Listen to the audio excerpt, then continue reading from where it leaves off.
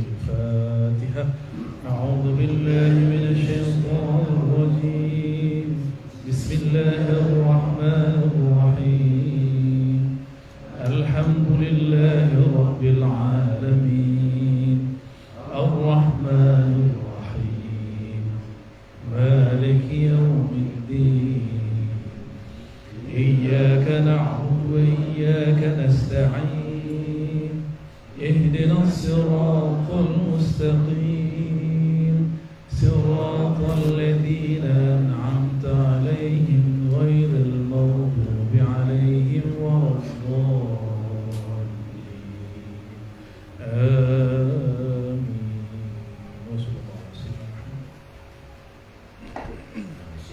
Dengan dibacakannya Al-Quran, maka acara benar-benar sudah dimulai dan insya Allah dipastikan oleh Allah dan Rasulnya. Selanjut kepada acara berikutnya yaitu mukadimah sekaligus sambutan yang akan disampaikan oleh yang terhormat Bapak Guru yang terwakil dan Bapak Presiden. Izin ya, monggo. Tadi kita dimonggoin makanan. A'udzubillahi minasyaitonirrajim. Bismillahirrahmanirrahim. Assalamualaikum warahmatullahi wabarakatuh. Alhamdulillah wa syukurillah la haula wa la quwwata illa billah. Allahumma shalli ala sayyidina Muhammad wa ala alihi wa sahbihi Rasulullah. Amma ba'du. Guru kita, Buya Afazi, para ustaz-ustazah, bunda, ayahanda, sangat kerabat semuanya. Alhamdulillah, alhamdulillah kita diberi sehat dan sempat, diberi kesehatan dan kesempatan untuk bisa merasakan karunia dan kasih sayang Allah dalam hari ini. Kita dapat kehormatan dari Allah bisa bertemu dengan insya Allah beliau Buya Al-Mazi yang mudah-mudahan melalui beliau kita mendapatkan warisan ilmu, cinta, mahabbah dari Allah melalui kekasihnya Muhammad Rasulullah SAW. Melihat beliau rasanya melihat cahaya bulan. Kalau membandingkan kita kemudian dengan debu yang menempel di alas kakinya Rasulullah, tidak tahu apakah kita layak. Maka sungguh sekali lagi kita penghormatan dapat kesempatan di malam yang insya Allah penuh berkah ini. Atas nama keluarga kami benar-benar sangat bersyukur dan mudah-mudahan diberikan sabar untuk menerima ilmu melalui antum ya. Mudah-mudahan keluarga semuanya juga menerima dengan lapang hati. Kalau ada sakit hati, mudah-mudahan hilang juga. Karena kita tamu di sini nanti pulang ke rumah, rumahnya jadi surga semuanya. Tadi saya sudah belajar ilmu dari Kakanda, Buya. Banyak ilmu, masya Allah, subhanallah. Sungguh beruntung ada keluarga yang layak kita cemburu. Buya, ada kecemburuan yang mungkin kadang-kadang ada dua ayat yang sering membuat saya cemburu juga. Ada kalimat ya ayyuhal insan innaka kadhibun ila rabbika kadhan famlah. Kalimatnya kalau wong Surabaya Melayu kuwatri fakiru ilallah, tapi sisi yang lain kita ini kata Allah juga ya ayyuhal insan ma gharraka bi rabbikal karim. Ente kamu kita ini ternyata sholat kadang khusyuknya juga tidak tahu sampai di mana, ngaji Qurannya juga kadang juga entah kapan memulainya, sedekahnya juga kadang sudah memulai juga masih berhitung. Masya Allah. Mungkin mohon pencerahan dia. Mudah-mudahan kita punya semangat baru setelah pertemuan ini. dan mudah-mudahan kita paling enggak punya mujahadah, punya bekal untuk mujahadah di sisa-sisa perjalanan hidup. Ya, kami selaku keluarga menyampaikan matur nuwun syukran jazakumullah khair, campur-campur hatur nuhun. Mudah-mudahan ada kemudahan lagi datang sini. Insyaallah, amin. Memberi nasihat buat kami. Sekali lagi mohon maaf, terima kasih. Kami kembalikan kepada guru saya juga, Pak Pusara. Syukran ya. Assalamualaikum warahmatullahi wabarakatuh. Terima kasih kepada Pak Budi. Beranjak kita kepada acara inti mendengarkan musyawarah agama yang akan dibawakan oleh Buya Arazi. Kenapa kami sebut musyawarah agama? Karena menurut kami segala sesuatunya bukanlah suatu kepastian. Jadi apa-apa yang akan disampaikan oleh Buya hendaknya menjadi bahan pertimbangan bagi kita semua untuk mencari makna yang sesungguhnya. Mari kita dengarkan bersama-sama. Mohon tertib. Artinya kalaupun penggunaan HP bukan untuk berkomunikasi keluar, tapi yang diizinkan adalah merekam dengan berfoto, tapi tidak digunakan untuk berkomunikasi dengan pihak baru.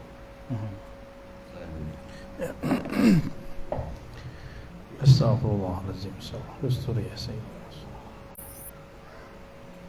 Assalamualaikum warahmatullahi wabarakatuh. Alhamdulillahirrahmanirrahim. Alladhi amarna bisalatil arham. Asyhadu an la ilaha illallah wa asyhadu anna Muhammadan abduhu wa rasuluh. Allahumma salli wa sallim wa barik ala sayyidina Muhammadin al-fatih lima ughliq wal khatim lima sabaq nasirul haqqi bil haqqi wal hadi ila siratikal mustaqim wa ala alihi haqqa qadrihi wa miqdarihi al-azim. Amma ba'du, sahibul bait, Bu Ainun dan keluarga, semoga dalam ridha Allah Subhanahu wa taala. Terima kasih sudah menyambut kami makan malam dan temu ramah ya. Semoga rumah ini diberkahi oleh Allah SWT. Rumah itu kalau nggak ada penghuninya asik nggak? Rumah bangunannya bagus tapi kalau nggak ada ornamennya, nggak ada macam-macamnya, menarik nggak? Nggak menarik. Tanah subur tapi tidak ada pohonnya, asik gak? Gak asik. Maka kata Nabi Muhammad sallallahu alaihi wasallam, nawwiru buyutakum bis salati wa tilawatil Quran. Hadisnya biasa, tapi kok yang ngamalin jarang sekali. Semoga rumah ini termasuk yang mengamalkannya. Nawwiru, hendaklah kalian cahayai, hidupkan cahaya di rumahmu. Apa bahan bakar cahayanya? Bis-salati wa tilawatil Quran. Dengan salat dan tilawah Quran.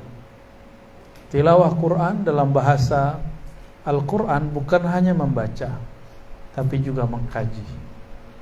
Maka di dalam surah Al-Baqarah disebutkan, mereka itulah yang membaca Quran haqqa tilawati. Berarti ada orang yang baca Quran tidak serius. Ada yang haqqa tilawati, yang betul-betul serius membacanya.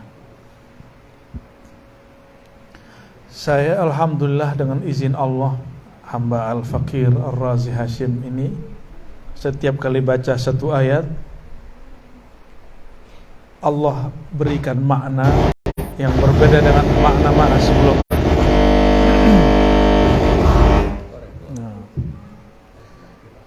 Nah, ba'adu. Jadi Allah Subhanahu wa taala, sebagai itu aja. Nah, pakai itu aja saya. Ini kayaknya konslet ya. Orang konslet begitu berisik. Jadi Allah Subhanahu wa taala matiin aja tuh.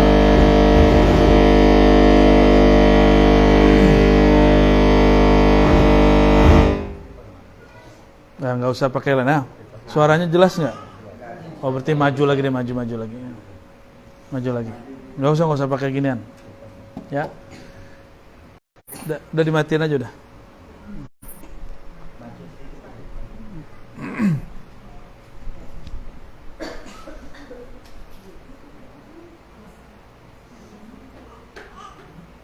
Ini masih banyak kosong. Ya, silakan.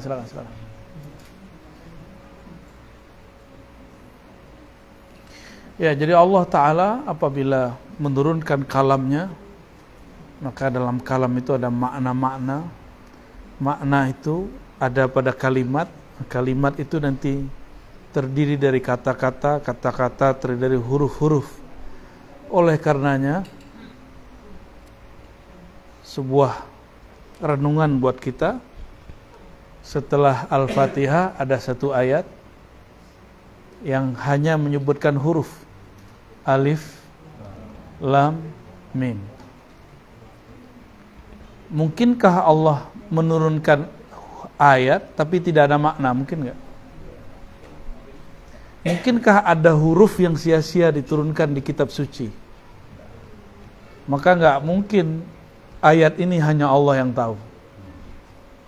Oleh karenanya kami kemudian meneliti, apakah benar hanya Allah yang tahu? Ternyata tidak. Di kitab tafsir yang paling standar itu tafsir Ibnu Katsir. Di tafsir Ibnu Katsir ini murid Ibnu Taimiyah. Kata Bang Bembeng, Imam Selfie, Imam Salafi. Tapi Ibnu Katsir dia akidahnya Ahlus Sunnah Asy'ariyah, berlainan dengan Ibnu Taimiyah.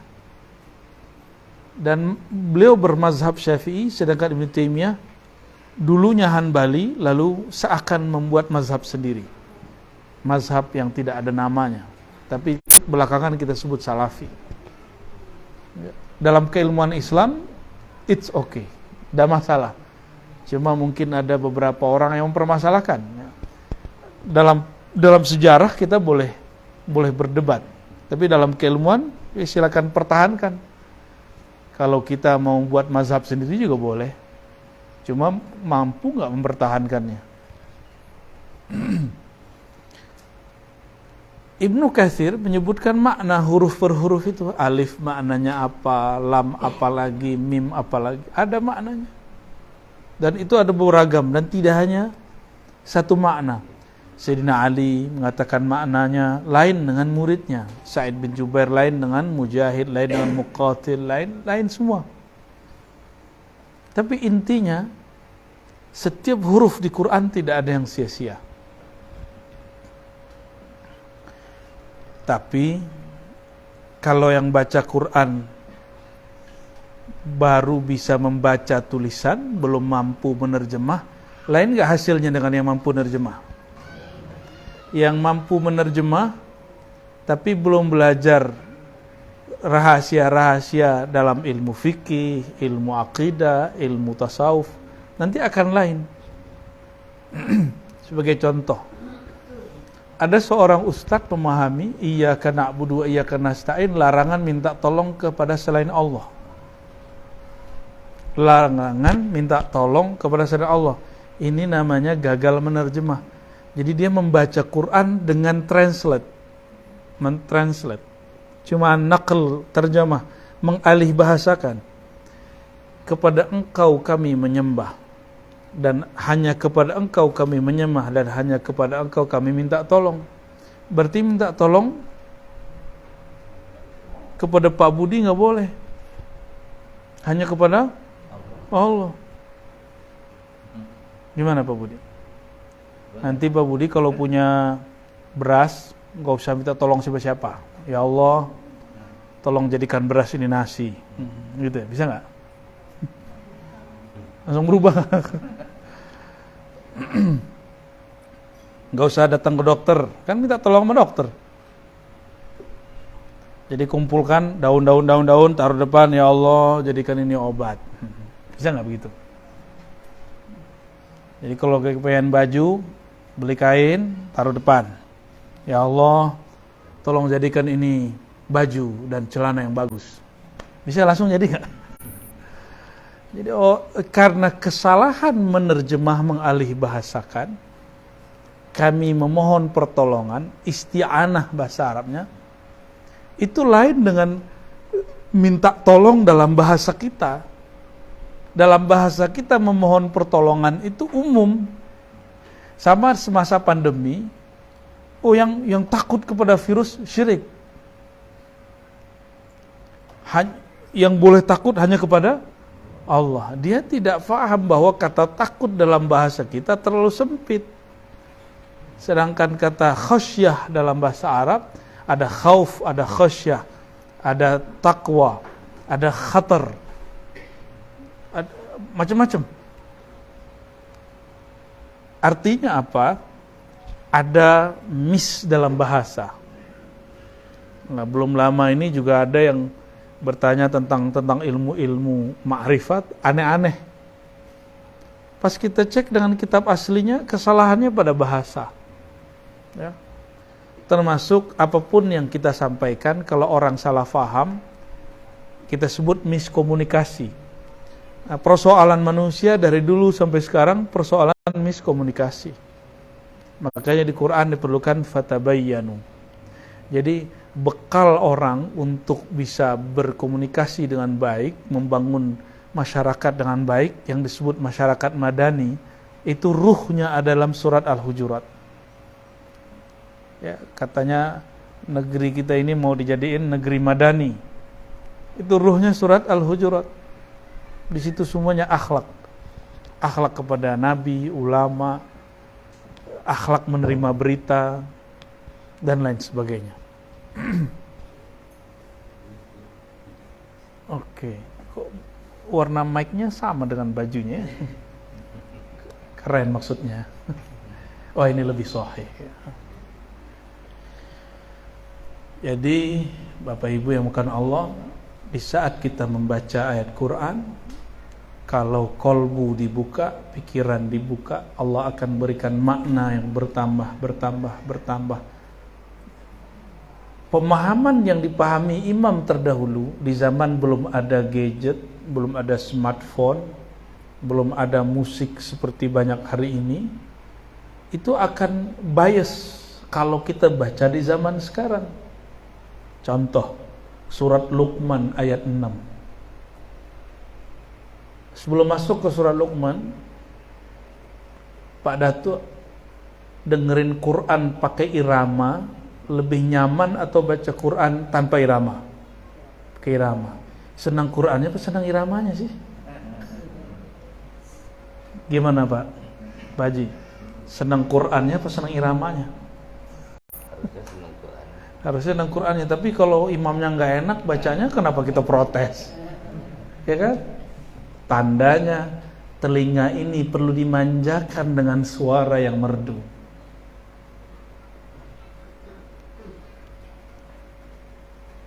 Mulai connect gak?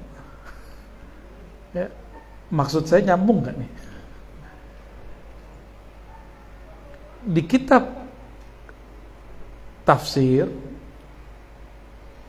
lahwul hadis, ada kalimat lahwul hadis dalam surah Luqman ayat 6. Kata Sayyidina Abdullah bin Abbas, lahwul hadis itu adalah nyanyian dan alat musik. Nyanyian dan alat musik. Tapi kita cek lahwul hadis secara harfiah, lahu. Apa arti lahu? Yang melalaikan. Hadis kata-kata, kata-kata yang melalaikan. Dulu kalau ada orang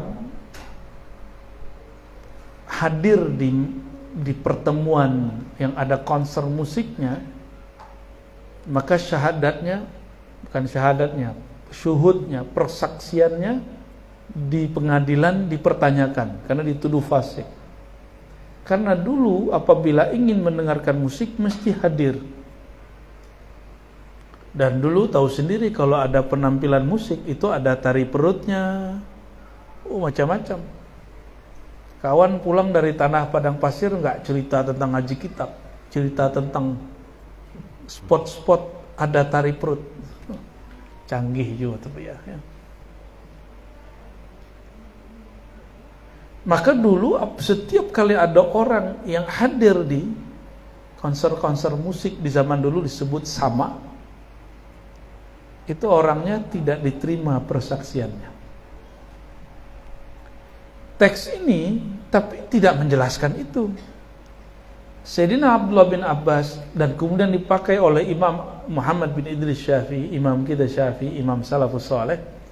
Siapa yang mendengarkan konser musik, mendengarkan musik begitu, maka dia fasik, kata Imam Syafi'i. Sekarang kita mendengarkan musik tapi tidak perlu hadir, cukup mendengarkan lewat Spotify, MP3, radio online, YouTube. Nggak perlu memandang, melihat. Hukumnya sama atau berlainan? Sama atau berlainan? Lain. Apa sebab kita tidak memandang kepada aurat orang yang menyanyi, tidak memandang orang yang tari perut? Coba mungkin sekarang ada lagi gantinya ya, organ tunggal ya. Dulu sempat sepi, sekarang ramai lagi, nggak tahu kenapa. Nah, dalam membaca Quran itu suci, tidak akan pernah berubah karena syariat sudah sempurna. Yang berubah itu fahamnya. Sayyidina Abdullah bin Abbas sampai Imam Syafi'i itu kan abad ketiga, 1 sampai ketiga. Nah, ketika disebutkan kalimat mendengarkan musik itu lain paham dulu dengan hari ini. Oleh kawan kita, sahabat kita yang semangat kira Islamnya sedang naik, kita masih senang sama orang yang semangat berislam. Cuma kebablasan, tidak mampu membaca teks, bahwa teks itu ada sejarah yang berbicara di situ.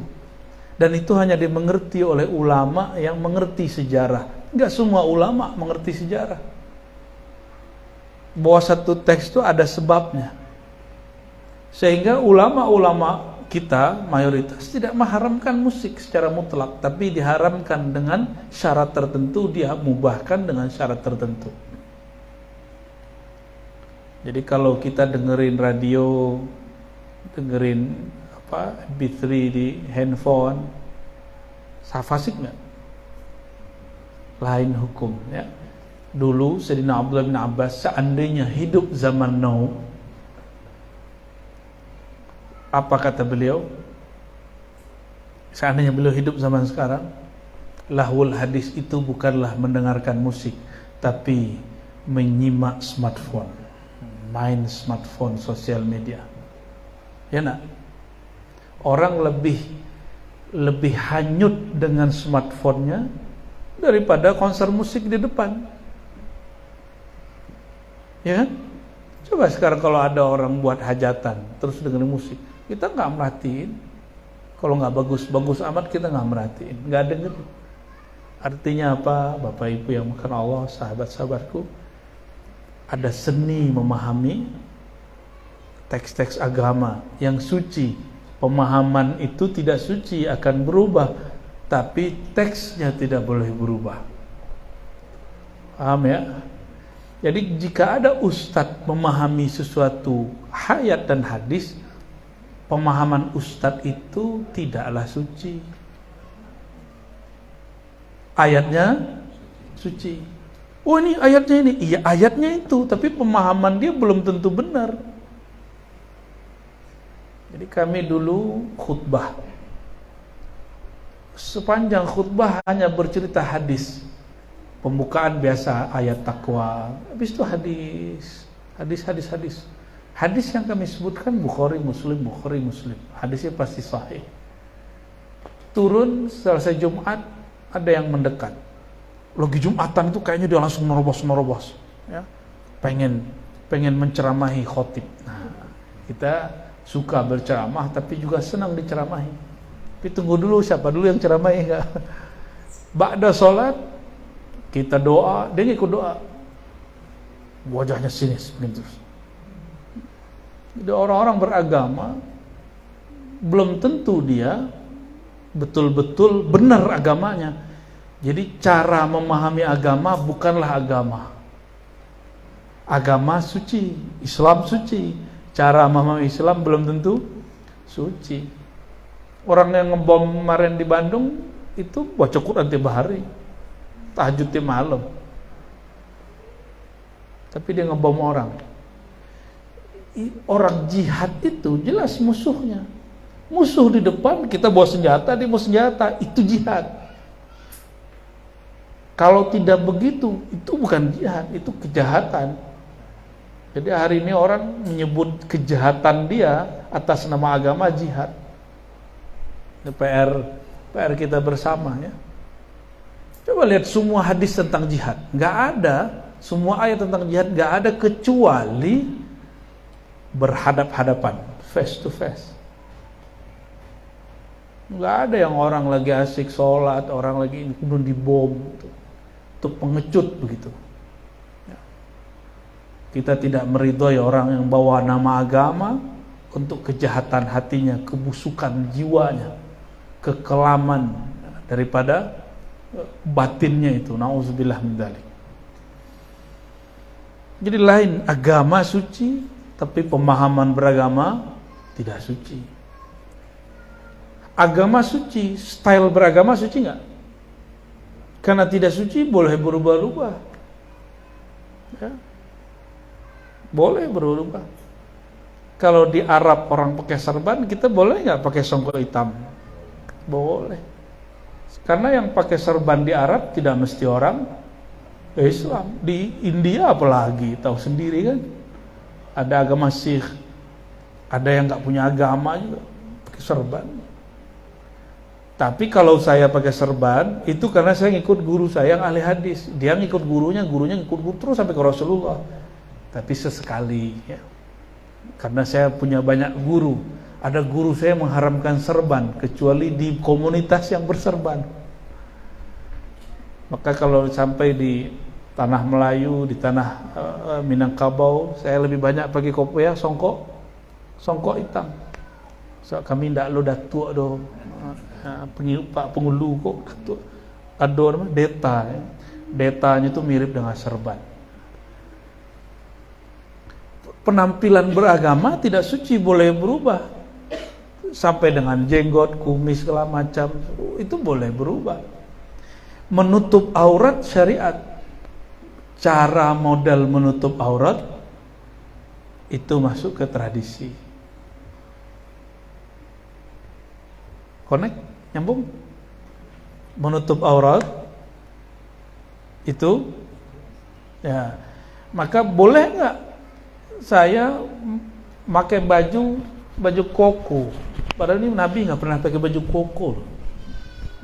Boleh nggak? Serius? Kok tertasabuh dengan wong Cina? Gimana? Pak Budi matanya kayaknya sipit ini. Turunan ya. Ya. Jadi kita ini kadang-kadang sulit memahami budaya beragama dengan agama. Pemahaman agama lain dengan agama, budaya agama lain dengan agama. Budaya beragama tidak suci, boleh diubah. Maka adat istiadat boleh dirubah. Ya, adat boleh dirubah. Kita tanya sama ahli adat nih. Yang nggak boleh dirubah, adat yang sabana adat. Adat yang hakiki, yaitu syariat Allah Subhanahu wa Ta'ala. Itu sama semua. Di mana-mana begitu. Cuma kami kemarin baru pulang kampung di negeri adat Basandi syarak Basandi Kitabullah. Tapi sedihnya bukan main. Entah salah kami, entah salah siapa. Berziarah ke kubur seorang mursyid yang wafat tahun 1909, sezaman dengan Syekh Ahmad Khatib Al-Minangkabawi. Tapi beliau di Mekah ini di satu wilayah di Kabupaten 50 kota. Kaki Gunung Sagu. Apa yang membuat kita sedih? Mata terbelalak, ada penangkal petir melintang di atas kuburan, melintang tuh. Negeri adat bersandi syarat, syarat bersandi kitabullah. Aneh enggak? Mungkin salah kami jarang pulang, atau emang dari dulu orang model itu? Tak tahulah ya. Kayaknya Buya Dr. Aldomi harus lebih sering ke Sumatera ya. Insyaallah Buya ya. Jadi kadang-kadang kita cuma membela klaim, prakteknya enggak. Oh kata kawan, menghormati kubur syirik. Ini orang enggak ngerti hadis. Apa kata Nabi? Perlakukan al-mayyita kal hayyi. Jadi kalau kita mandiin orang yang sudah wafat, enggak boleh diperlakukan seperti benda mati, perlakukan seperti dia hidup. Berarti hukumnya sama, nanti kita kuburkan juga sama. Ini masih ada orangnya, apalagi ulama besar. Enggak boleh dihormati. Berarti menghormati tuan itu syirik. Karena orang mati, orang hidup punya hal yang sama, yaitu ruh. Hormat itu lain dengan beribadah. Hormat lain dengan ibadah. Coba lihat tadi terjemahannya, iyyaka na'budu. Apa terjemahannya? Hanya kepada engkau kami menyembah. Dalam bahasa Melayu lama, menyembah itu artinya menghormati. Ini Datuk kalau lagi buat berunding, kalimat ini, sembah kami sampaikan kepada Tuan Datuk. Ya nak? Sembah kami sampaikan. Tapi karena ulama kita faham, maka badannya tidak lurus begini, dia agak miring dikit, menunjuk bukan sembah, ini bukan sembah ibadah, tapi sembah ihtiram, sembah menghormati. Kalimat ini dalam bahasa kita memang sangat terbatas. Jadi kesalahan menerjemah inilah kemudian menjadi problem dalam konflik umat beragama.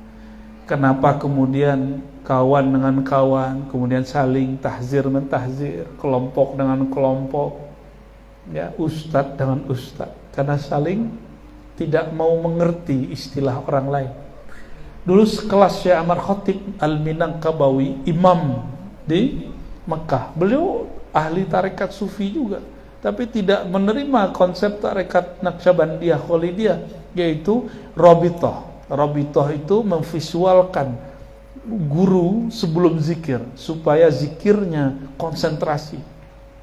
Bagi dia ingat guru sebelum zikir itu membahayakan akidah. Pak Budi kalau lagi sholat ingat istri nggak kadang? Sama kerjaan ingat ya? Syirik nggak tuh? Syirik nggak tuh? Mursyid berarti deh. Tadi sholat isya ingat gak sesuatu selain Allah? Pasti ingat. Berarti terlintas teringat sesuatu dalam beribadah, itu bukanlah syirik, itu namanya kelalaian hati. Mengingat guru sebelum zikir bukan di dalam zikir, maka dia jauh dari syirik. Tapi karena perbedaan bahasa, orang-orang kadang-kadang salah faham.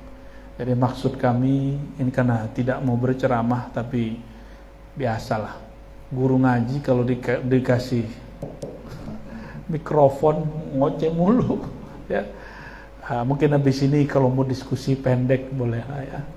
Kali ada yang tergores-gores di hati, yang membuat tanda tanya di kepala, ya boleh konfirmasi, tapi satu syarat, tidak boleh pertanyaan adu domba.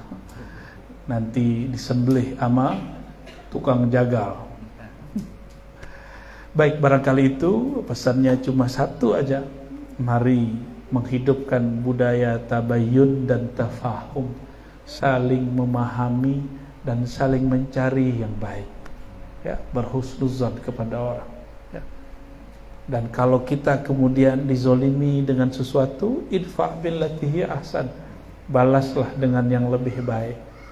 Itu baru wali Allah. Kekasih Allah itu tidak pernah membalas keburukan dengan lebih buruk. Tapi hari ini saya sering dengar orang Islam mengatakan, kalau ada yang baik kepadaku, aku lebih baik. Kalau ada yang jahat kepadaku, aku lebih jahat. Iblis kamu, ya. Itu iblis itu yang ngomong begitu. Ya, nggak ada orang yang mengikut Nabi Muhammad SAW begitu. Ayat ini turun ke Nabi Muhammad SAW untuk kita. Idfa billati hiya ahsan. Tolaklah, tanggapilah dengan cara yang ahsan. Ahsan itu isinya jamalullah, al-mahabbah, keindahan Allah Ta'ala, yaitu kasih sayang, cinta. Ya, emosi dikit dengan jalal boleh, tapi pada tempatnya, ya. Kalau salah-salah minta ampun kita kepada Allah Subhanahu wa Ta'ala. Barangkali itu kalau ada mau diskusi silakan, tafadhal, ya. Tapi nggak usah serius-serius amat. Orang lagi nggak pengajian kok. Fadhal. Kita doa, Buya memberi kesempatan kepada yang kita semua, untuk mungkin ada yang mau bertanya terkait yang disampaikan ataupun yang memang ada pertanyaan dalam diri kita. Jangan alay ya. Kamu nanya. Nah, jadi sehubungan dengan kaji Ustaz tadi, dengan gitu masalah menyanyi tadi, konser tadi. Kan kalau menurut Ustaz tadi kan, kalau hukumnya betul kan fasik, ya. Gimana kalau misal kita mendengar, nonton TV, ya kan gitu, kita sendiri bernyanyi gitu kan gitu. Terus ada juga yang juga orang yang menyampaikan bahwa perbuatan itu, hiburan itu yang disampaikan Ustaz tadi fasik. Bagaimana kalau yang disampaikan Ustaz tadi itu intinya gitu, kalau kita sekarang nih. Oke. Karena gini Ustaz, hukum nyanyian gimana? Gitu maksudnya? Ya kita bernyanyi, kita main musik. Oke, baik. Hukum nyanyian, alat musik, tidak ada kata sepakat ulama. Maka jika ada ustadz mengatakan 4 mazhab sepakat mengharapkan musik nyanyian, dia berbohong atas nama ulama. Ulama ahli fikih itu mereka yang mengerti dalil, dan mereka sepakat untuk tidak sama dalam memahaminya. Lalu kenapa kita berbohong dan mengatakan mereka sepakat? Jangankan mereka, para sahabat memahami kalam Nabi masih hidup sudah berlainan faham. Contoh Sayyidina Umar, ini Nabi sudah wafat. Sayyidina Umar tidak senang orang nyanyi. Beliau lewat depan masjid, dilihat seorang sahabat yang lebih tua, tapi suaranya indah, namanya Hisan bin Thabit radhiyallahu ta'ala anhu. Sayyidina Hisan bin Thabit bernyanyi di masjid, dan nyanyiannya menggetarkan kolbu, tapi di luar Amirul Mukminin memandangnya sinis, gitu. Mungkin kayak kawannya bapak itu, ya, sinis kalau bapak lagi nyanyi kan, fasik gitu. Tapi Sayyidina Umar bukan memfasikkannya, beliau tidak senang, bukan mengharamkannya. Hanya tidak senang orang bernyanyi di masjid, karena masjid versi Sayyidina Umar tempat berzikir kepada Allah. Karena Hisan bin Thabit secara biologis lebih tua dari Nabi, apalagi Sayyidina Umar, maka Sayyidina Hisan mengatakan, Abu Hurairah, bukankah engkau dulu mendengar bahwa Nabi mendoakanku, Allahumma ayyidhu bi ruhil qudus, ya Allah kuatkanlah Hisan bin Thabit dengan roh kudus. Ini hadis sahih. Allah mashhad, kata Abu Hurairah, betul. Abu Hurairah langsung takut, karena dua singa sedang berbicara. Ya, satu Sayyidina Umar yang matanya cukup sinis, satu lagi Hisan. Maka Sayyidina Umar langsung pergi. Berarti sahabat pun cara memahami teks Quran dan Sunnah itu berlainan. Lalu kenapa ada hari ini orang memaksakan mesti satu faham? Ustadz ini enggak tegas, Buya ini enggak tegas, abu-abu, Abu Ahmad, Abu Muhammad. Ya. Giliran nama dia Abu nggak masalah gitu ya. Bukan begitu memahami agama. Agama itu tidak pernah diciptakan oleh Allah untuk hal yang saklek. Agama itu dibuat mana yang pokok itu sudah begitu dan sesuai dengan alam semesta, dan ada yang furu dan itu akan berubah cara memahaminya. Mengenai musik, para masyayikh Al-Azhar tidak mengharamkannya, Darul Ifta tidak mengharamkannya. Yang mengharamkan adalah Lajnatul Ifta di Saudi. Ya, dulu kami waktu masih kelas 2 MTS dan kelas 3 dapat bukunya imam yang berfatwa di situ, kita bagi-bagiin. Sampai festival di sekolah gagal. Karena separuh ikut mengharamkan. Wah, dulu bangga itu. Tapi sekarang malu. Si mufti yang di Saudi ini menggunakan kalam Ibnu Abbas, Sayyidina Abdullah bin Abbas, bahwa ayat ke-6 di surat Luqman itu maknanya musik dan semua nyanyian. Titik. Dia tidak memahami apa yang ada pada nyanyian itu. Maka Imam Ghazali, di kitab Ihya, imam kita kan Ghazali, bukan bin Bas, kan? Bin Bas itu salah satu imam di Wahabi, kita hargai tapi kita nggak ikuti gitu. Kita nggak akan mencaci maki dia juga, tapi kita nggak ngikutin. Imam Ghazali membolehkannya, tapi dengan syarat tertentu. Bahkan di kalangan ahli-ahli kolbu, mereka membuat majelis khusus untuk mendengarkan musik lalu diisi dengan kata-kata yang menyentuh kolbu. Maka ada namanya Maulana Jalaluddin Ar-Rumi. Itu dia mengikuti konsep Imam Ghazali ini. Berarti para imam kita tidak seperti yang diklaim oleh mereka bahwa itu haram dan fasik. Apakah musiknya terbatas pada musik yang terbuat dari kulit sapi itu? Tidak. Dulu peradaban Arab adanya begitu. Sekarang coba lihat kalau ada maulid Nabi yang dibuat oleh para masyayikh di Libanon, di Suriah, itu alat terbangannya itu, rebananya itu bukan lagi rebana, bukan lagi terbangan, tapi dia alat yang sudah digital semua, cuma diketuk begini bunyinya lebih bagus daripada rebana. Cuma mereka terjebak pada alat. Mereka mengira alat itulah yang masalah, zatnya, padahal bukan itu. Ya.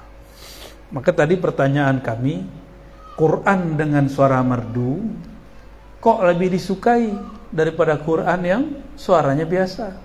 Jadi kami dulu punya santri mengharamkan musik, samalah kayak kita dulu mengharamkan nyanyian. Karena kita pernah mengalami itu, kita tanya balik, kamu, kalau ada orang baca Quran suaranya indah, lebih seneng atau yang suaranya datar-datar aja? Oh, yang indah. Kita tanya balik, kamu senang Qurannya atau suara merdunya? Mulai bingung. Berarti kamu itu fitrahnya suka dengan yang merdu-merdu. Sayyidina Ali mengatakan, arih nafsa. Kira-kira begitu ya. Rehatkan dirimu, karena hati yang tidak rehat, yang tegang itu akan keras. Kalau sudah keras, hati kolbu itu diibaratkan bumi kalau di Quran, tanah. Jika keras, adakah yang tumbuhan yang mampu tumbuh? Adakah pohon yang boleh berkembang di tanah yang tandus? Jadi kalau kolbu sudah keras, jadi kerasnya kolbu bisa jadi karena salah berguru, salah memahami dalil. Haram. Yang ngomong halal haram mufti, yang ngomong salah benar ahli akidah, yang ngomong makrifat, kesempurnaan, wusul tidak wusul itu ahli makrifat. Nah, kami kalau dulu itu saksinya Bang Bembeng inilah ya, saksi kesesatan ini ya. Jadi dulu ada fase bahas bid'ah ya nggak? Ada fase bahas hadis, ada fase bahas akidah. Udah lewat, jadi tengkar-tengkar begitu udah nggak minat. Walaupun katanya ada yang muter-muter lagi video kita bahas bid'ah gitu ya, nggak apa-apa, biarin itu yang lama. Bahas-bahas tentang apa makna istiwa, Tuhan bertempat atau tidak. Sekarang udah nggak minat bahas-bahas begitu ya. Karena ternyata lafaz di Quran itu diturunkan dan kita dicipta bukan supaya memperdebatkan makna istawa, Allah duduk atau bukan duduk, bukan untuk memperdebatkan ini sunnah atau bid'ah, bukan untuk mengatakan saya lebih benar, lebih dekat ke Nabi, saya lebih salaf, saya lebih syafi'i, nggak ada lah. Perintah begitu nggak ada. Yang ada cuma wa ma khalaqtul jinna wal insa illa liya'budun. Surat Zariyat ya, tidaklah aku ciptakan jin manusia kecuali agar mereka benar-benar ya'budun. Ya'budun secara harfiah menyembahku. Makna lainnya benar-benar menjadi hambaku, menghambakan dirinya kepadaku. Makna lain menyembah, tadi menyembah apa? Menghormati. Kita ambil makna menghormati paling ringan. Bapak kalau nggak kenal sama seseorang, bisa hormat nggak sama dia? Nggak bisa kita hormat seseorang kalau nggak kenal. Hormat itu bab jalal. Jalal itu ketegasan, menumbuhkan rasa segan. Ada jamal, keindahan. Kalau kita kenal seseorang dengan jamal, jika dia lawan jenis kita jatuh cinta, jika dia sesama jenis jadi saudara. Jangan jatuh cinta atas semua jenis, gawat. Paham maksudnya? Jadi perbedaan-perbedaan itu bagian dari dinamika. Ketika kita kenal seseorang, kita ta'zim. Nah, orang-orang yang sudah mungkin artis, orang-orang terkenal itu, supaya dia leluasa, justru dia tidak nyaman karena terkenal. Maka dia kalau mau kemana dia pakai baju yang kira-kira orang nggak kenal. Ada yang pakai kacamata hitam ya, biar nggak kelihatan. Pakai topi pet biar nggak ketahuan. Untuk menyamarkan dirinya. Ternyata orang terkenal sudah capek terkenal, ingin jadi orang biasa. Bagi mereka syuhrah, popularitas itu siksaan, membatasi diri, penjara itu. Cuma kan yang kebanyakan kita pengen di like lebih banyak ya nggak, view-nya diliatin bentar-bentar, nambah nggak gitu.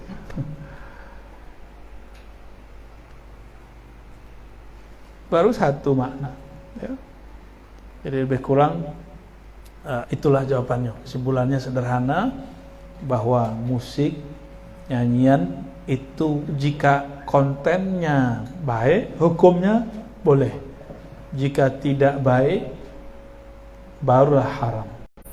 Jadi kita tidak mengharapkan media alat musik, karena fitrah manusia senang dengan yang merdu-merdu ya.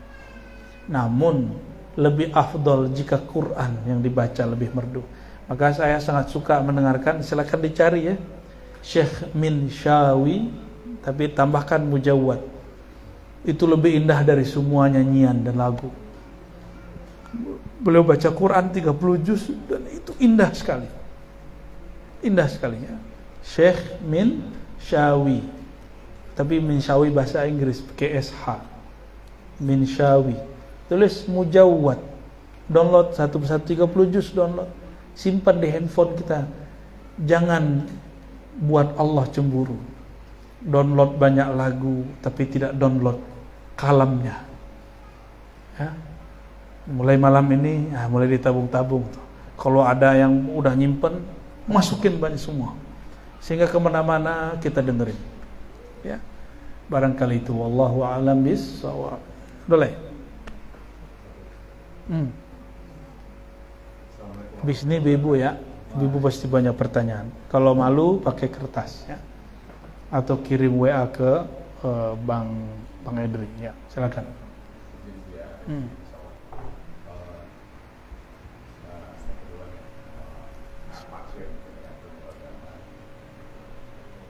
saya bahwa kadang-kadang gampang terpengaruh kalau orang ngomongin A, B, C, sementara kita nggak punya banyak bahan atau pemahaman tentang yang diomongin, terus akhirnya terbawa ikut, terus akhirnya istighfar gitu. Terus cari tahu, mungkin kelas balik. Saya mengenal Buya awal waktu ceramah di acara kepresidenan. Saya takjub. Tapi setelah itu pendengar kiri kanan teman-teman yang mungkin ngaji di sana ngaji di sini. Terus akhirnya saya buka YouTube cari Buya Adanya. Mohon izin, cara ngomong Buya aja udah seperti nyanyi. Terus mungkin Allah takdirkan suaranya Haram. Caranya terus menjawab hujatan-hujatan santun banget. Saya kira mungkin maksud saya bagaimana kita untuk bersikap, karena kiri kanan kita kan beda-beda ya, dari lingkungannya beda, tahu ngomong dekat kita, terus kita terbawa. Nah seperti di dunia politik, ngomongin calon presiden A atau B, padahal kita nggak tahu apa, atau mungkin tahu sedikit, tapi oh iya ya. Akhirnya dalam hati itu seperti terbawa. Bagaimana kita supaya tidak bersikap terbawa arus yang sebenarnya tidak kita ketahui. Kali mungkin secara untuk memperkuat akidah keimanan kita atau suzon kita kepada orang lain yang memang kita nggak tahu. Mungkin Assalamualaikum warahmatullahi wabarakatuh. Bagaimana cara supaya tidak gampang terbawa arus opini? Berat itu Pak mau jawabnya.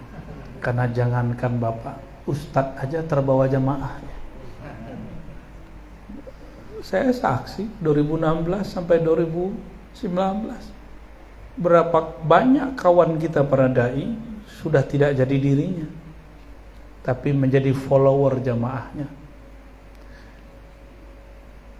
Kenapa? Karena urusan politik gak enak, terbubar pengajian, takut pengajiannya bubar. Oh ternyata ini jadi karakter di semua bab dia seperti itu. Ketika kami membawakan kajian tasawuf, setelah lama orang tidak mengkaji kecuali orang tua-tua. Kalau orang tua-tua udah tahu, udah jelas badannya sudah nggak energi, kita kasihan. Dia ceramah 5 menit aja kita udah kasihan, waduh kapan selesainya ini? Ntar beliau pingsan lagi turunnya ya. Maka kita minta izin kepada guru-guru, beristikharah kepada Allah, berriyadhah segala macam. Keluarlah perintah masyayikh, udah kamu ajarkan ini ke khalayak. Ya pintar-pintarlah gitu. Maka kita mulai mengajarkan. Mulailah saya buka kajian hikam terbuka. Dulu kajian hikam kami cuma 2 atau 3 orang, itu pun full berbahasa Arab. Dari hikam pertama sampai terakhir pakai bahasa Arab, Pak. Kerontok tuh jenggot antum tadi. Otok apa? Jenggotnya tuh. Tapi jenggotnya keren ya. Kita aja kalah Bu ya. Benar, coba lihat. Dokter nih. Allahumma sholli ala sayyidina. Jadi bagaimana cara supaya tidak terbawa? Orang yang mapan pemahaman ideologinya atau teologinya atau spiritualnya, maka di bidang yang dia mapan dia tidak akan terbawa. Saya ketemu orang mapan spiritualnya tapi tidak mapan dalam ideologi politik, akhirnya ngikut-ngikut. Agak kaget kita ketika mereka berkalam tentang apa yang beredar di TV. Yang di TV itu kan sandiwara semua itu. Dulu Metro TV disebut Metro Tipu, ya kan? Sekarang dukung Anies Baswedan, Hafizahullah. Tambahannya sekarang pakai Hafizahullah. Kalau dulu belum. Ya. Sekarang begitu. Terus antum masih mau percaya dengan perubahan-perubahan ini? Saya udah nek, tahu nek kan? Udah nggak minat sama sekali orang bawa agama ke politik itu. Dia mempolitisasi agama suci, politik tidak. Oh Ustaz, politik itu bagian dari agama. Oh saya mau tanya dalilnya mana? Walaupun ada benarnya, tapi kita mau tanya dalilnya mana? Ada di Quran, tapi politiknya adalah bab al-adalah wal amanah, adil dan amanat. Bukan masalah pilihan calon. Kalau seandainya pilihan politik itu bagian dari perintah beragama, maka Sayyidatuna Aisyah lain dengan Sayyidina Ali. Perang mereka berpolitik. Sayyidina Ali perang dengan Muawiyah, dan itu banyak sahabat yang terjebak. Kira-kira gimana? Sahabat dijamin masuk surga nggak? Dijamin. Mereka perang loh bab politik. Antum bukan sahabat Nabi, tidak dijamin masuk surga. Gontok-gontokan masalah politik, ya lebih masuk akal. Kenapa bukan sahabat kok? Nggak pernah ketemu Nabi kok? Paham maksudnya? Agama suci, politisasi agama yang suci bukanlah kesucian. Itu namanya pencabulan agama. Nggak boleh itu ya. Itu Allah bencinya sama orang-orang begitu. Disebut ya, yashtari, dia menukar agama dengan dunia. Nggak boleh itu. Haram hukumnya mempolitisasi. Makanya Majelis Ulama kita sudah haramkan menggunakan ayat dalam politik, tapi tetap aja yang make.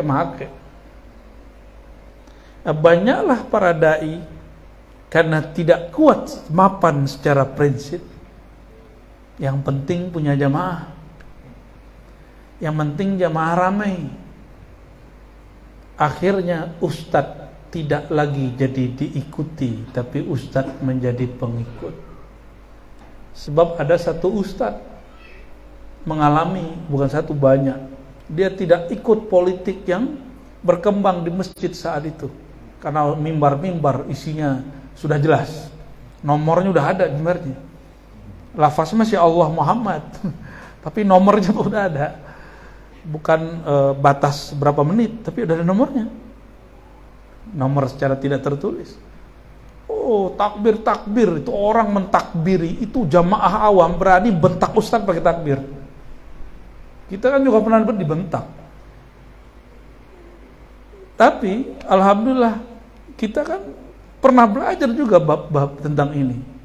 Akidah Islam tentang bab politik kita belajar bertahun-tahun gitu banyak. Tapi politik saya tidak ahli.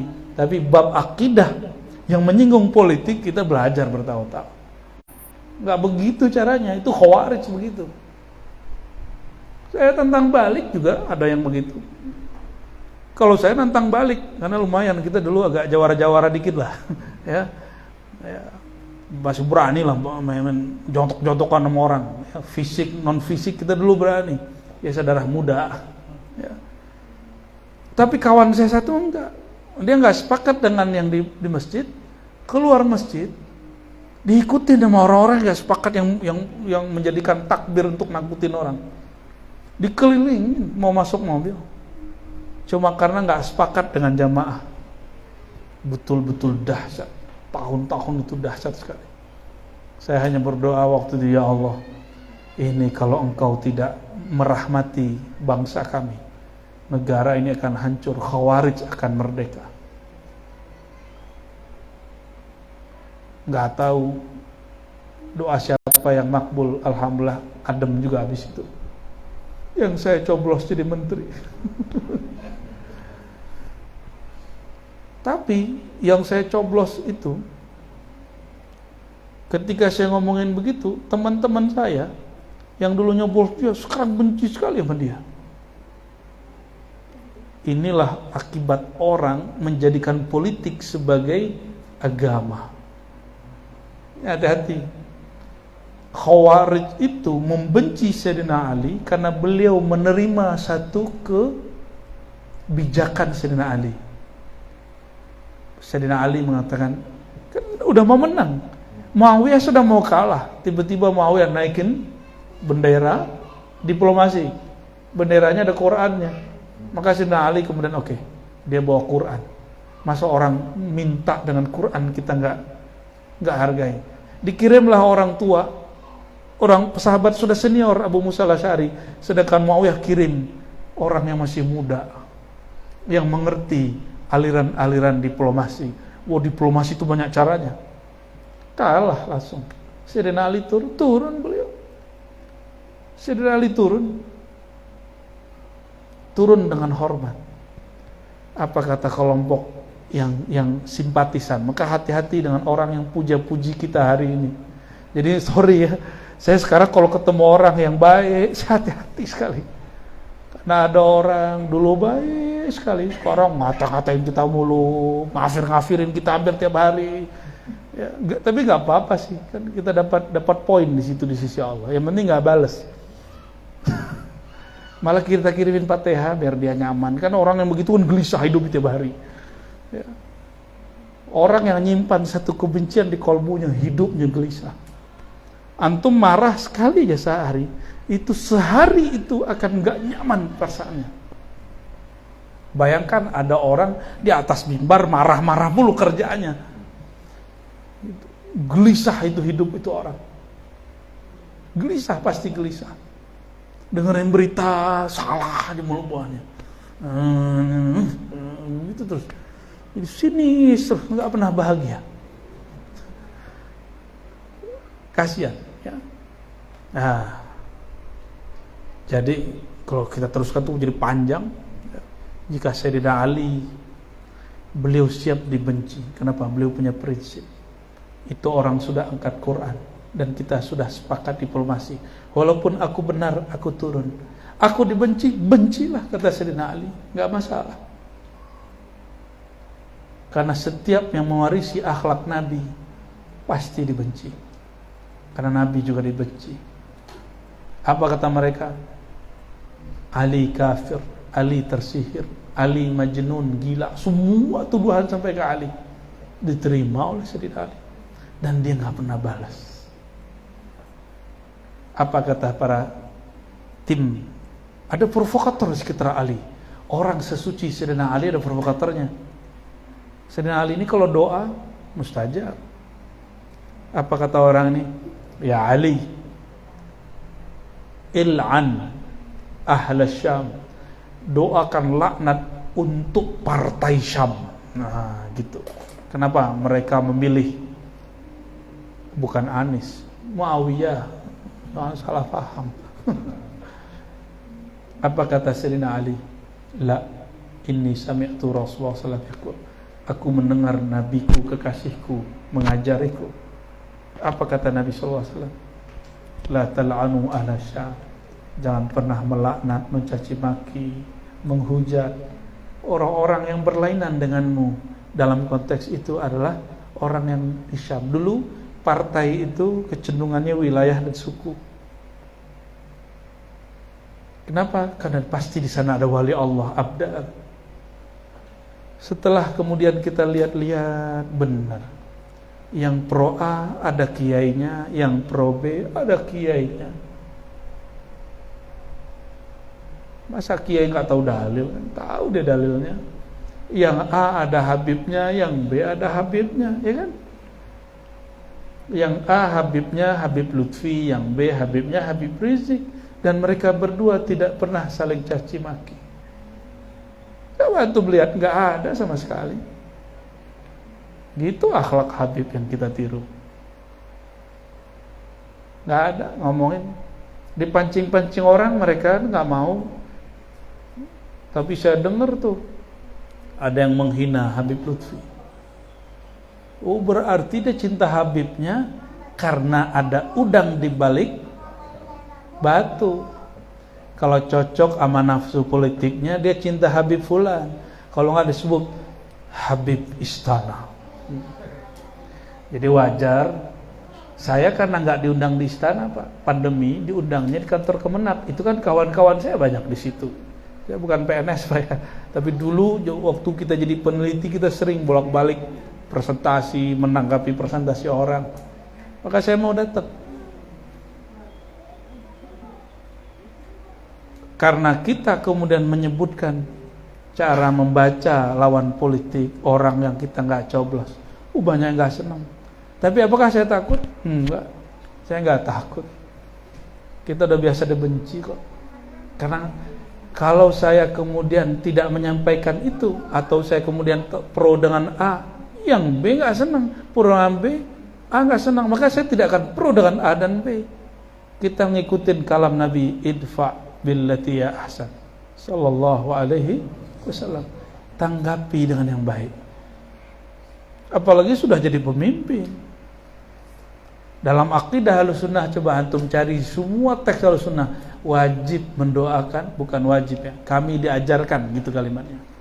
Kami diajarkan untuk mendoakan kebaikan untuk pemimpin. Karena ciri-ciri umat rakyat yang diberkahi, dia walaupun gak senang, dia mau doain kebaikan untuk pemimpinnya. Kalau pemimpinnya terberkati dengan doa, negaranya pasti maju, pasti diberkahi, walaupun kita nggak nyoblos dia. Nah, hal-hal seperti ini nanti, tapi karena itu maka diaplah masalah-masalah lain yang dulu mereka menikmatinya. Ya, tapi nggak apa-apa. Ya. Sudah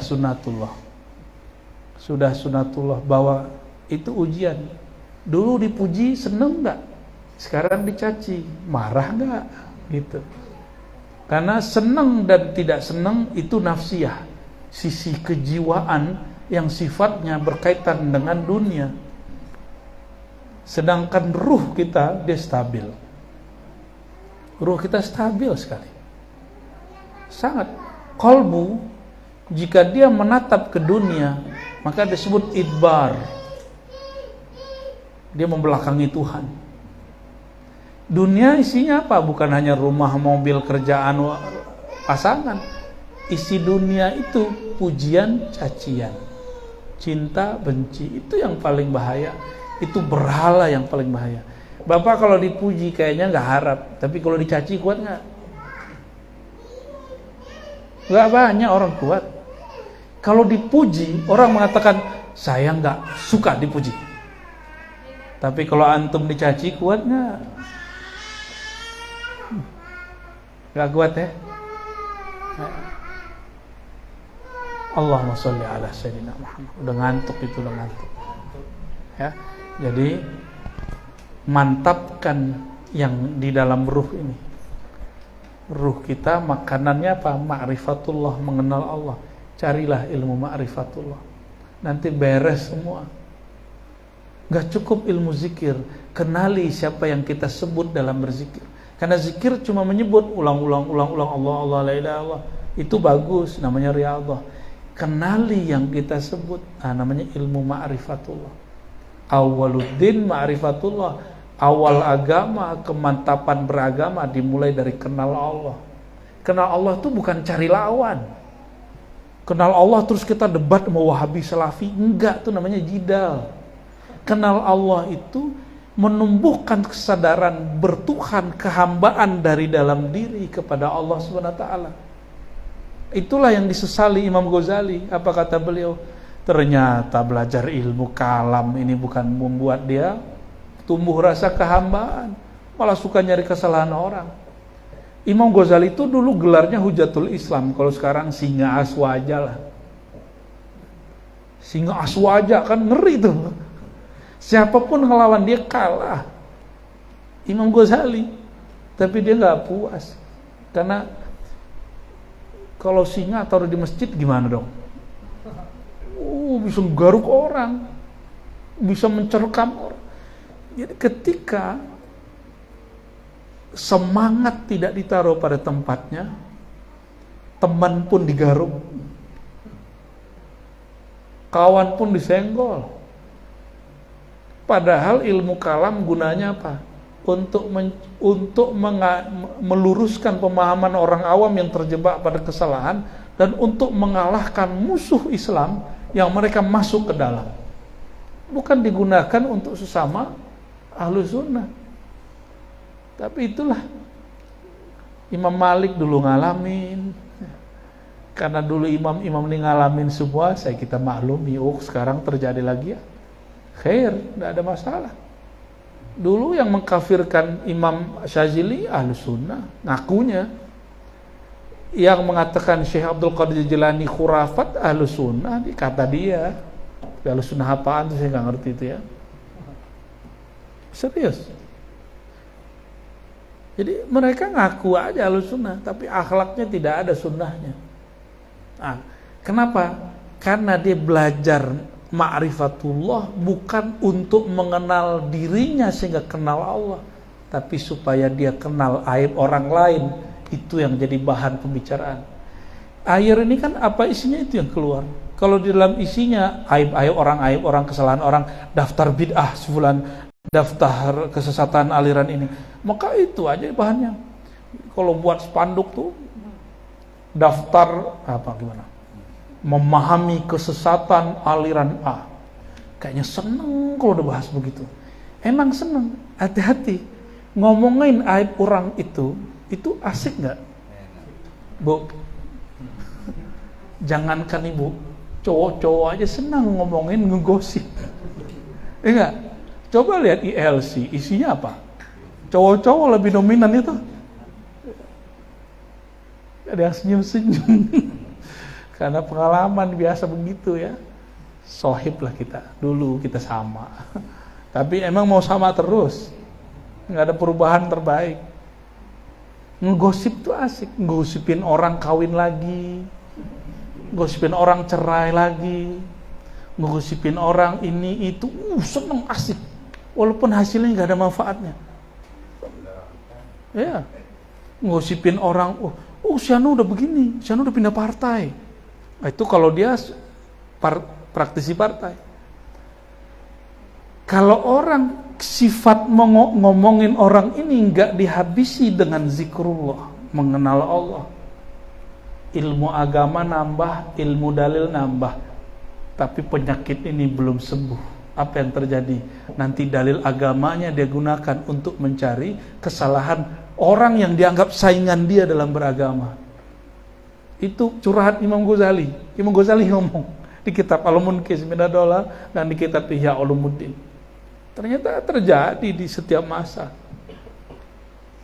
Kalau dulu preman yang diperebutkannya kan kawasan, benar nggak? Ini lapak gua nih, lu jangan macam-macam masuk sini, ya nggak?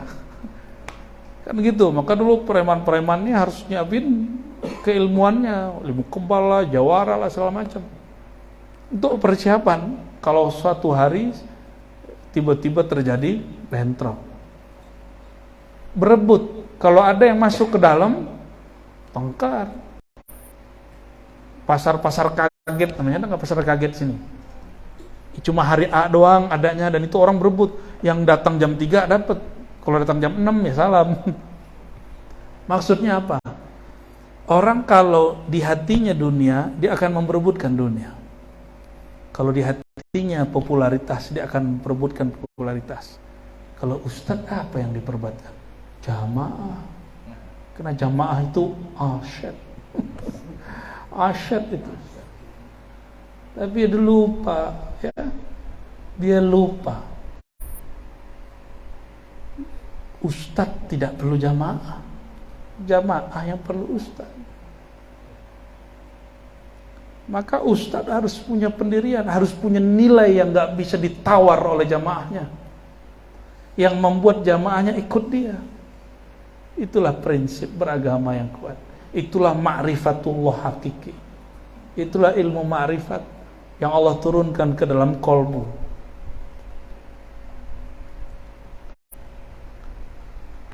Itulah sebabnya juga kenapa ada kuburan dikunjungi. Karena orang yang dalam kubur itu sampai sekarang ma'rifatnya masih dipakai. Ilmu dia masih diamalkan. Kalau dia cuma orang tua biologis, meninggal anaknya, cucunya udah nggak tahu. Tapi kalau dia orang tua biologis plus orang tua rohani, kami kemarin ziarah orang wafat tahun 1858, 1858, udah berapa tahun tuh? 1858, sekarang 2002, kita masih ziarah ke dia. Karena ilmu dia masih ada pada kita gitu. Orang-orang ini nggak pernah berubah. Ketika syekh-syekh yang saya kunjungi itu dulu, mereka dianggap bid'ah. Mereka dianggap orang yang syirik, nggak pernah berubah, dia biasa aja, nggak pernah juga jawab dengan kata-kata kasar, biasa sekali. Idfa billati hiya ahsan. Nah, jadi Bapak Ibu, saudara-saudaraku yang makan Allah, itulah perlu mengenal diri. Di mana masalah diri ini? Ya, jangan-jangan kita sudah menjadi panitia surga dan neraka, pemilik kebenaran, tukang bersih-bersih masjid katanya, ya, tukang bersih-bersih ahli bid'ah. Loh, apa bedanya ente sama Wahabi kalau begitu? Yang klaim begitu kan Wahabi, sehingga Wahabi nggak ada apa. Mereka ketika masuk masjid bunci aja bawaannya sama orang-orang yang sholawatan, orang yang nggak seneng. Emang kita mau mengalami hal yang sama, mau mengulang kesalahan itu? Itulah pesan Imam Ghazali dalam Al-Munkis Minad Dolam. Ya, karena ustadz itu menjadikan jamaah sebagai aset, maka dia berebut jamaah. Karena ustadz itu menjadikan popularitas sebagai aset, dia akan berebut popularitas. Hadir dilihat, kok orangnya sedikit, kok yang sanu rame, gelisah itu. Berarti dia nggak bermakrifat. Siapa yang menggerakkan orang ini hadir dan orang ini tidak hadir? Karena Allah. Kalau dia protes begitu, dia protes kepada Allah. Ini yang mereka nggak paham. Nah, nanti dicari-carilah, karena dia ahli dalil, cari dalil. Kalau Pak politik, cari-cari kesalahan politik, ya kan? Itu paling enak Pak, kesalahan politik karena nggak ada dalilnya, suka-suka aja ngomong. Kalau ngomongin ayat bahaya tapi asik, ya, karena nanti jadi panitia surga, panitia kekafiran dan keislaman. Barangkali itulah satulah dari ibu-ibu kalau ada, ya. Mengenai sholat, karena Allah itu bersama kita dalam sholat. Jadi begitu khusyuknya kita dalam sholat, kadang-kadang ini penjernihan hati. Jadi kadang-kadang kita dalam sholat itu fana di dalam sholat. Jadi yang berbuat itu adalah Allah dalam sholat. Alhamdulillah. Bilulu Allah sholat Bu ya. Ya, ada pertanyaan agak cius ini, agak serius. Jadi supaya sholatnya khusyuk harus menyadari bahwa yang sholat itu Allah gitu ya. Imam Ibn Arabi, Imam Ahlus Sunnah, terkenal ketasawufannya, tapi orang banyak salah faham. Beliau ini sudah korban, sampai sekarang banyak orang mengkafirkan beliau. Padahal yang mengkafirkan tidak banyak, hafal hadis melebihi beliau. Hafiz Quran juga mungkin belum tentu, ya. Imam Ibn Arabi kata beliau apa? Kalau ada orang ngomong begitu, jika engkau mengatakan hamba yang sholat, hamba itu tidaklah mampu sholat kecuali dengan la haula wala quwata illa billah. Tidak ada daya dan upaya ruku sujud kecuali dengan izin Allah. Dengan izin Allah, bukan dengan Allah kalimatnya, dengan izin Allah.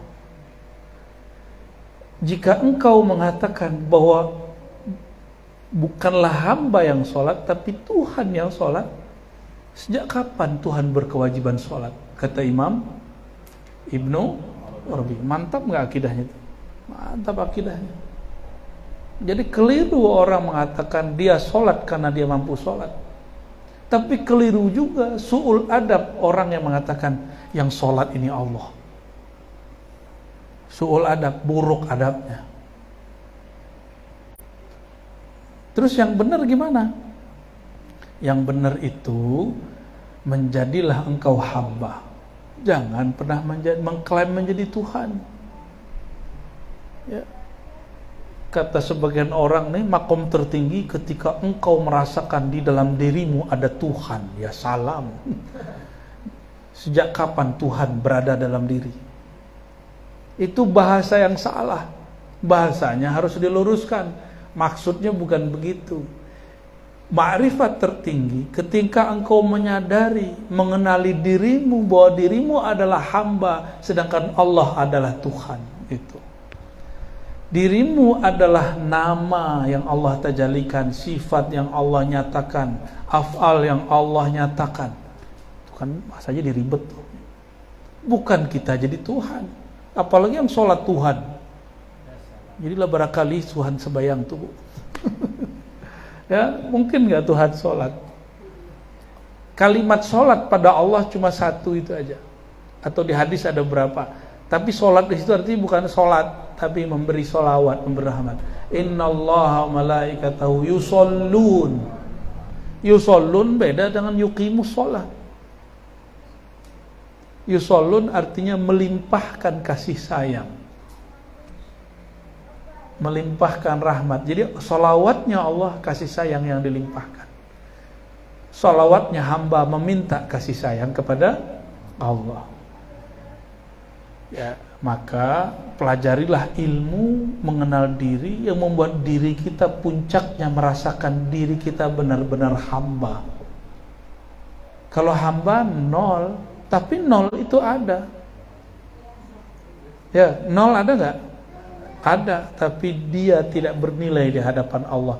Man arafa rabbahu halak. Siapa yang sadar bertuhan, dia merasa dirinya nol. Tapi nol bukanlah satu. Hamba tetaplah hamba, nol tetaplah nol, kosong tetaplah kosong.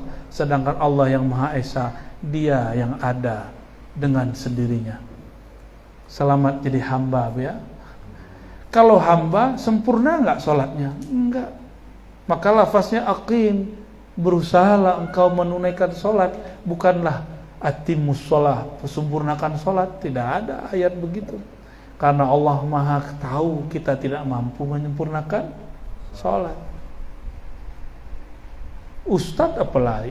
Ustadz kalau menjelang khutbah, itu ingatnya teks khutbah sebelum sholat. Selesai khutbah, ingatnya, saya tadi salah apa ya? Itu curhat sebelum belajar ma'rifatullah. Ya. Benar ke ya? Sama, CS kami. Beliau ini pengkhotbah. Ambo dulu pengkhotbah, kini sudah jarang. Allahumma sholli ala sayyidina. Jadi, kita sholat, jadilah hamba, bukan merasakan kita menjadi Tuhan. Hamba itu merasakan fi'il Tuhan pada diri, perbuatan Allah pada diri. Hanya boleh sampai di situ, Bu, saya jelasin malam ini. Ya, nggak boleh lebih, udah dikasih titik. Ya, tik gitu dah, nggak boleh nambah lagi. Sudah ada sinyal di hati, cukup gitu. Ya. Karena kalau diterusin juga tumpah. Air kalau udah penuh, tumpah dia nggak ada. Ya. Barangkali itu kesimpulan sederhananya, kalau bisa sekali sebulan ada majelis, ya, majelis zikir lah. Kalau perlu nanti kita ada beberapa ustadz di Jakarta yang zikirnya sudah mateng lah ya, dan mereka bisa ngajar kitab akidah Ahlussunnah, hadis, ya. Nanti kita kirim ada 2-3 ustadz sekali sebulan mau. Gak usah di masjid, di rumah. Saya maunya ibu-ibu di rumah, ya. Karena kalau masjid banyak yang punya, kalau rumah cuma satu yang punya, ownernya, ya enggak. Rumahnya bisa diganti-ganti, ya. Kalau di masjid pengajian umum, tapi kalau pengajian khusus bisa membina. Nanti ada targetnya, ada hasilnya nanti. Nanti kita pakai buku, ya. Ntar sekali berapa bulan saya hadir, ya. Ini ada Buya Dr. Aldomi, ahli tafsir. Nanti ada Buya Zul Asfi, ada Buya Lora, ya, orang Madura, ahli hadis. Semuanya nih ahli semua baca kitab. Mereka habis ngajar nanti mimpin zikir, mau nggak? Tapi jangan pandang sosok, pandang ilmu. Jangan terjebak pada sosok. Jadi lihat ilmu yang disampaikan, jangan terjebak pada sosok. Kita tidak sedang membangun figur, kita sedang membangun manhaj kerohanian, ya, sistem kerohanian, ya. siap memimpin, siap dipimpin. Ada saatnya kita dipimpin, kita ngikut, kita di belakang. Ada saat kita memimpin, kita di depan. Ya, insya Allah. Silakan nanti diatur Bang Edri, Pak Haji, ya, dan Sohibul Bait. Silakan diatur nanti. Semoga Allah Subhanahu wa taala meridhoi kita semua. Amin. Melembutkan hati yang keras, mengampuni dosa-dosa yang nyata, yang tidak nyata, menenangkan perasaan yang gelisah, menerangkan hati yang gelap, membersihkan noda-noda kolbu yang sudah melekat. Bihaqqi Sayyidina Muhammad sallallahu alaihi wasallam. Al-Fatihah.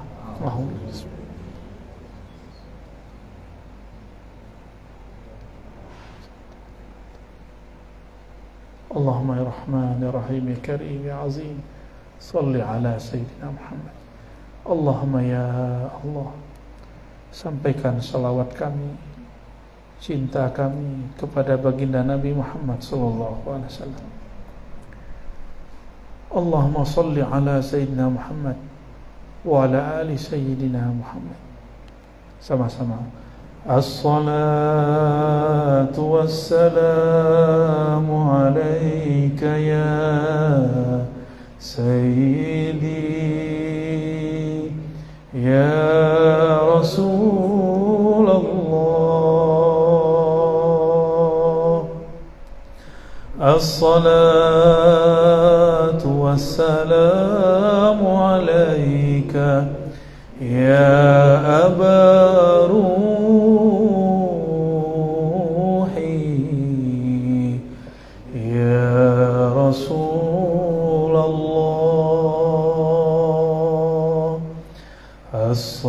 As-salatu wassalamu alayka ya habibi ya Safi Allah. Sama-sama. As-salatu